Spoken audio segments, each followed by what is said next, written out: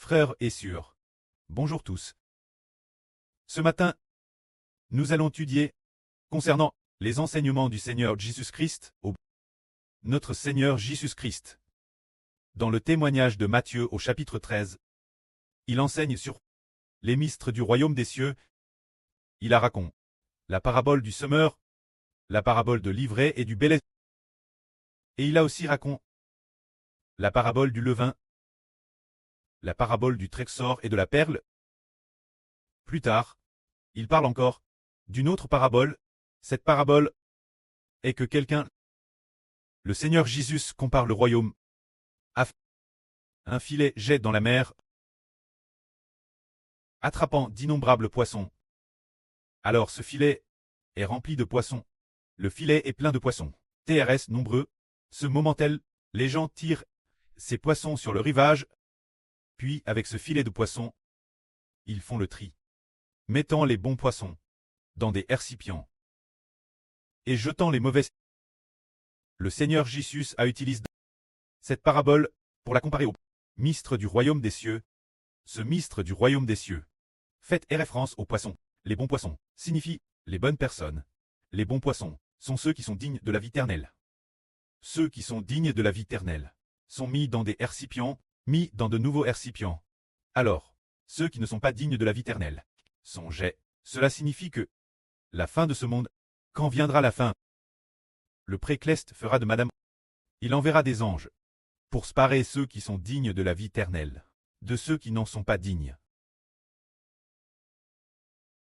Ceux qui sont destinés à la perdition, et les jeter dans le tank de feu et de soufre. C'est cela, le mystère du royaume des cieux.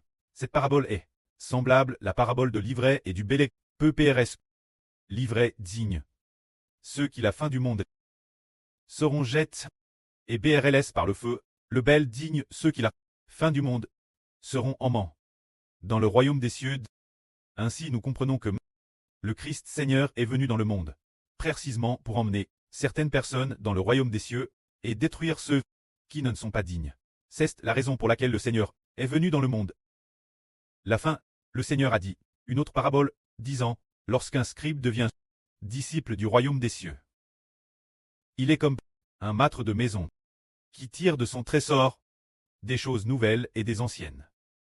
Alors que veut dire le Seigneur par cette parabole?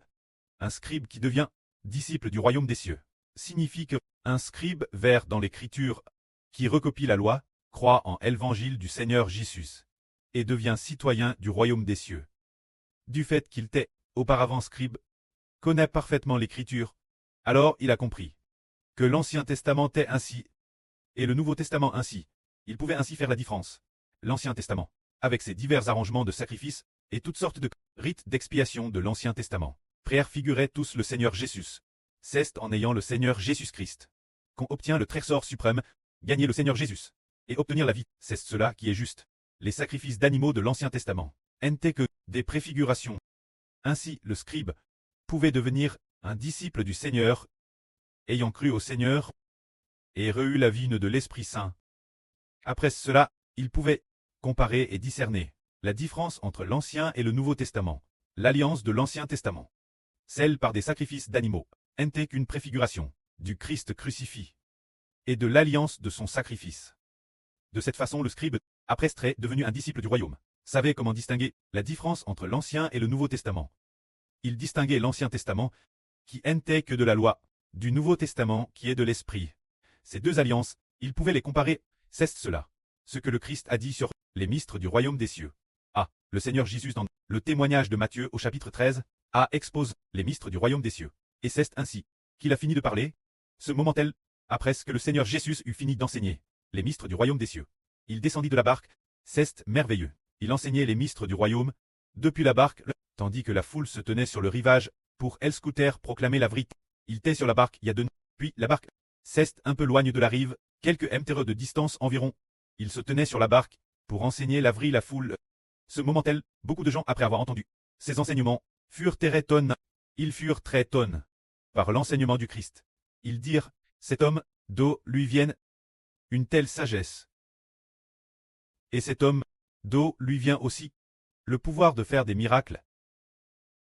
N'est-il pas le fils du charpentier.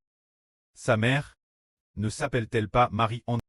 Et ses frères et sœurs, ne sont-ils pas tous chez nous, ses frères?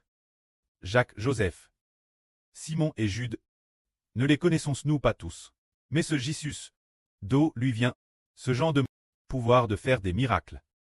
Et d'où a-t-il un tel enseignement si merveilleux? D'où cela vient-il? Ses frères et sœurs, nous les connaissons tous. Nous connaissons aussi ses parents. D'où a-t-il donc bien pu obtenir une telle sagesse? Alors, frères et sœurs, pensant que c'est Jésus qui enseignait les mystères du royaume des cieux, d'où tenait-il une telle sagesse? En réalité, c'est l'esprit de notre précleste qui habitait dans le Seigneur Jésus. Et parce que le Seigneur Jésus est le créateur de la vie, il comprenait aussi qu'il était venu sur terre précisément pour racheter la vie et la rendre au royaume des cieux. C'est pourquoi il comprenait profondément les mystères du royaume des cieux. L'homme aussi a été créé par lui. Toutes choses viennent de lui. Il comprenait donc profondément les mystères du royaume des cieux. Et il savait aussi que l'origine, il était au ciel, envoie dans le monde pour sauver les hommes et les amener au royaume des cieux. Comme les gens du monde ne reconnaissaient qu'il était le Fils de Dieu et ne comprenaient pas que toutes choses ont été créées par le Seigneur Jésus et que le précleste n'avait pas ouvert leurs yeux, c'est pourquoi, ayant entendu les enseignements du Seigneur, ils ne croyaient toujours pas en lui. Alors beaucoup de gens l'ont abandonné, ne croyant pas qu'il était le Seigneur, ne croyant pas qu'il était le Fils de Dieu. C'est pourquoi ils disaient, cet homme est Nazareth. C'est juste un de nos compatriotes. Alors nous, ne le croyons pas. Il ne peut pas être un prophète, et il n'est pas possible qu'il soit le Fils de Dieu. Il n'est que le fils du charpentier, il a grandi parmi nous depuis son enfance. Ainsi, les gens, une grande multitude de personnes, ont ainsi trébuché et on cesse de croire au Seigneur. Le Seigneur Jésus a dit, un prophète n'est sans honneur que dans sa patrie et dans sa propre maison. Cela signifie qu'un prophète, dans sa propre patrie, n'est pas respect. Ce moment-là, le Seigneur Jésus qui est le Fils de Dieu, est aussi un prophète dans sa propre patrie. Personne ne croirait en lui. Alors le Seigneur Jésus quitta sa patrie pour aller ailleurs. C'est ainsi que, après que le Seigneur Jésus-Christ finit de parler des mystères du royaume des cieux, les gens ne crurent pas en lui. Mais les mystères du royaume des cieux, enseignés par le Seigneur Jésus, ont été par l'apôtre Matthieu, en détail consigne dans la Bible, de sorte qu'aujourd'hui, Madame, nous les peins, nous les lisons, avec grand intrigue, et les expliquons magnifiquement. Après avoir entendu cela, les frères et sœurs aspirent ardemment, très choisis, et obtenir la vie éternelle. C'est cela le mystère du royaume des cieux. Le Seigneur Jésus a dit, en parlant des mystères du royaume des cieux, que celui qui a des oreilles pour entendre, entende. Alors nous, ses enfants, pouvons comprendre ce qu'est le mystère du royaume des cieux, se dire Jésus, aimer le Seigneur de toute sa vie. L'esprit du Seigneur Jésus sera en nous, l'esprit du précleste, et aussi en nous. Ce moment-là, nous, par le nom du Seigneur Jésus, recevons le pouvoir de devenir enfants de Dieu.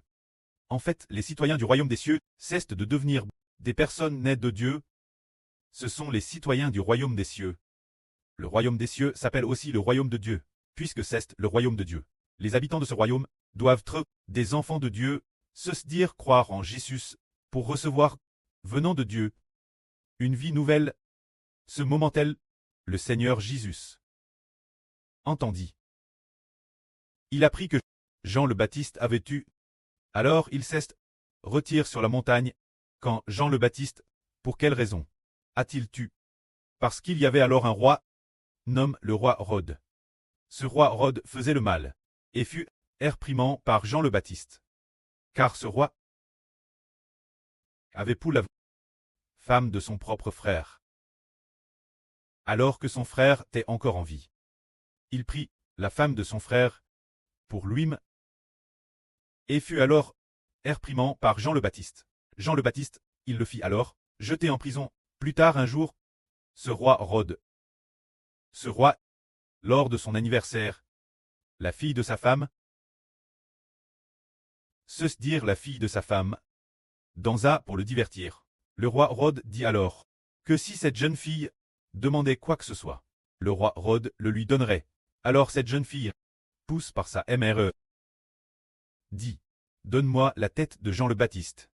Apporte-la-moi. » Finalement, le roi fit décapiter Jean le Baptiste, et sa tête fut remise la jeune fille. C'est ainsi que Jean le Baptiste fut tué. Le Seigneur Jésus-Christ, ayant appris que Jean le Baptiste avait tué, il s'est retire en prive, embarque dans un endroit désert. Les foules l'ayant appris, le suivirent pied. Jésus-Christ. En débarquant, vite, une grande foule qui le suivait, il eut compassion d'eux, et guérit tous leurs malades. Comme le soir tombait, le Seigneur aux foules, ses disciples, dit.